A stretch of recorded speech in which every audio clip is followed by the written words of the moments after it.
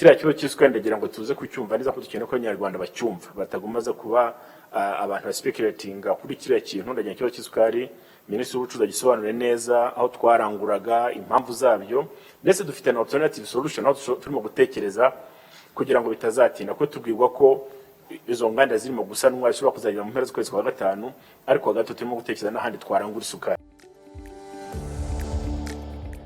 Mpereye ku isukari, mu myaka 3 nishize hari ibihugu twaranguragamo isukari, kuko isukari yo mu Rwanda yakorwagiraga ku 10% y'isukari dukenera mu gukoresha, bivuga ngo isigaye yakorwaga hanze.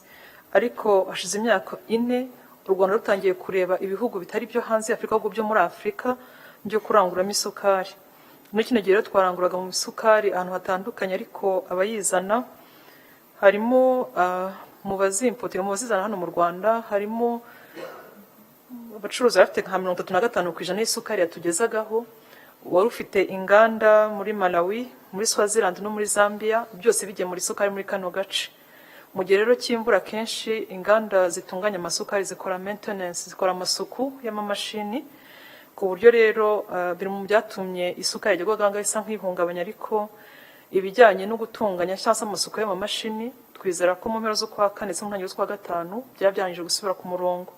Gusa muri icyo gihe n'ubusanzwe bituma twerekeza amaso n'ahandi twarangurira, niyo kamere y'ubucuruzi. Iyo twatenye kwerekera mu bindi bihugu bishobora kuduha n'isukari, harimo n'izimwe zaje zinahenzeho gato.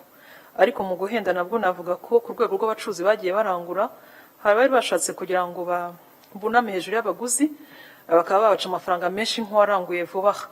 Ibyo rero biciye mu kigo gishinzwe imisoro, habemo gusuzuma ndetse no guhana ku bantu bigaragara ko muri system baguze iyo sukari ku mafaranga make, ariko bagashaka gukubirana abantu babaca amafaranga menshi, kuko yabasha kugaragara muri system uko yabiranguye nuko yabicuruje uwo munsi.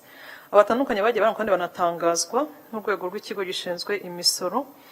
Tukizera kandi ko n'ubundi mukomeza tureba ibindi bihugu bya Nyafrika kugira ngo dutsure imbere, duteze imbere ubuhahirane Nyafrika. Nanavugira ko no ku mavuta ndetse no ku masabune, amavuta amenshi tuyaturutsa mu Misiri, andi tukayavana mu bihugu bya Aziya.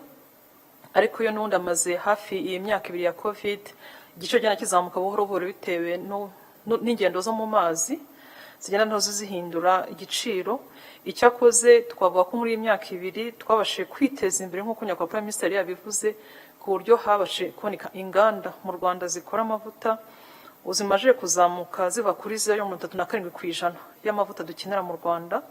Ndetse twanatangiye kuganira nabo ku buryo bari kwerekeza amaso ahandi bashobora kurangura icyo bita raw material, amavuta yibanze cyangwa se yokenera gukoresha kugira ngo babyare ayo mavuta mu bihugu duturanye. Tukabona ko nabyo biri mu cyerekezo cyiza.